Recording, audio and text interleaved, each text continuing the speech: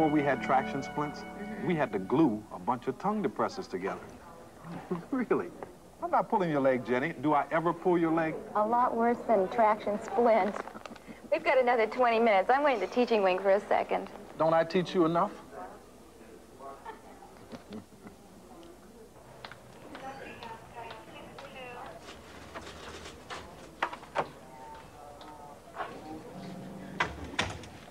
Wait.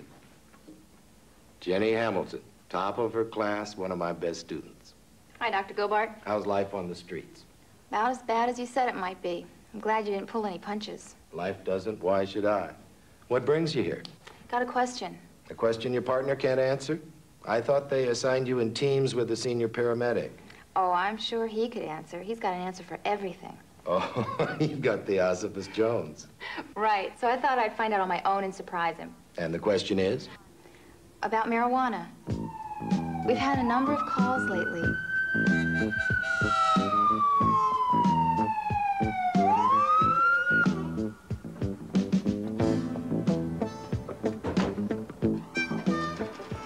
What have we got here? I think she was smoking a little marijuana. There's not much we can do for her, so why don't you just try talking to her? Okay.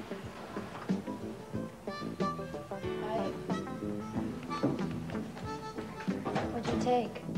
We didn't bring her in, or the others, because there was no real need for hospitalization. But it was almost a full-blown paranoid episode on marijuana. You ruled out synergy? Well, I would have thought it was a joint laced with angel dust, PCP, or another drug. But each of these people swore they knew the source of their supply. One fellow claimed he grew it himself on a farm. Well, why couldn't it be just marijuana? Well, I remember what you taught us about grass. I mean marijuana. Oh, that's okay. I speak slang.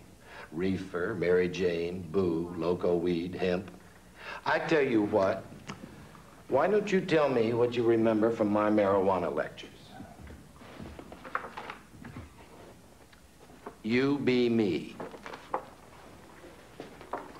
No parody, though. Pay attention, because there'll be a quiz. I said no parody. Well, let's see. This is Cannabis sativa. It's a member of the cannabis family, which also gives us hemp for rope. The serrated leaves and the flowering tops are harvested, dried, crushed, and generally hand-rolled into small cigarettes called joints. Sometimes it's bought in ounce bags called lids, or it can be in compressed bricks weighing a kilogram, or it can be sold by the pound. The psychoactive ingredient of marijuana is THC, tetrahydrocannabinol. The average joint contains 2 to 7% THC. Some varieties of marijuana, like Acapulco Gold, Maui Wowie, Sesamia, and Colombian, contain higher levels of THC and thus bring a higher price on the street. The duration of the high depends on the individual, but the effects are fairly universal. They include euphoria and relaxation, distortion of the sense of time, and an interference of short-term memory, and distortion of spatial perception, which causes traffic accidents. Unfortunately, Theo and I see a lot of this as more and more people attempt to drive under the influence of marijuana. How do you identify users? Well, their eyes are usually red and bloodshot, but the pupils appear to be normal. Their mouth and throat get dry. Imbalance, drowsiness, they're not very coordinated. The speech can be confused and tongue-tied, and they laugh out of context. Good memory. You may also recall that the highest rate of marijuana use is concentrated in the age ranges of 18 to 25. 1 in 4 users consider themselves to be regular smokers. Male users generally outnumber the females. Now, do you remember what I told you about the psychology, the physiology? Let's see. Marijuana usually acts as a stimulant to the central nervous system and sometimes as a depressant because it contains 421 different chemicals. The long-term effects, well, each nerve in the brain communicates with other nerve cells across The synaptic gap.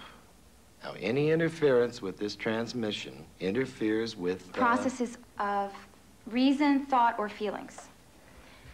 Now, clinical researchers have found a widening of the synaptic gap in monkeys who've been exposed to heavy doses of marijuana over several months.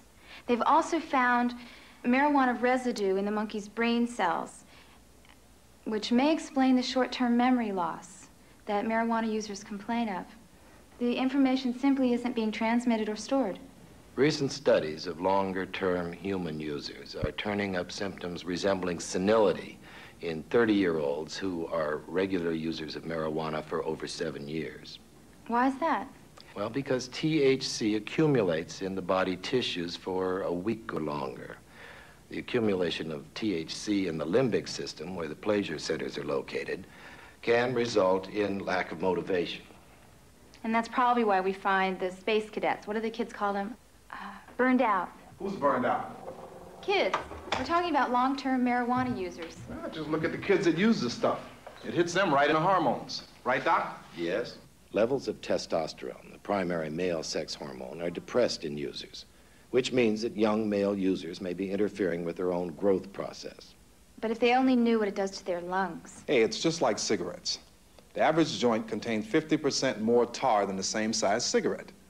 Since the joint is smoked down to the roach, and the smoke is held in the lungs much longer, smoking 2 or 3 joints is the equivalent of smoking a pack a day. Precancerous changes have been found in lung tissues from 20-year-old marijuana smokers that are seldom seen in 15 or 20-year pack-a-day tobacco smokers. But we really don't know that much about marijuana, do we? There are several reasons for this, I think. THC levels differ in each sample. Most studies involve only healthy adult males. And most recent serious studies involve marijuana with a THC content of only 2%. There's more THC than that in the average lump of hashish. Marijuana resin may or may not contain higher levels of THC. It all depends on the variety. Now, what was your original question? Well, Theo and I were wondering why we've been seeing a lot more freakouts on ordinary weed lately. Yeah, the kind of thing that's associated with some form of adulteration or hallucinogen. But they swear it's ordinary grass. Has something happened to the THC content of grass lately? Now, that's one of my students. I knew I taught you to think rather than just remember. Well? Yeah, Doc, I'm all ears. In a word, yes. We're seeing the importation of new, stronger strains of marijuana and stronger strains of homegrown as well. Things are not what they used to be. Often street marijuana has a THC content of 13 or 14%. So we're getting more severe anxiety attacks and paranoid episodes. So it's this stronger strain of marijuana with the higher THC content that's causing this new epidemic. Not new, really, just hitherto unknown on the streets of our fair metropolis. Now, I have a recent pamphlet on the subject, but I loaned it out. I'll give you a copy when I get it back. THC content on street marijuana? This is the pamphlet? Well, thanks, Dr. Gobart. I'm not going to have to read it. I've got a partner who's going to tell me all about it. Thanks for your help. Ready to hit the streets, Theo? Come on.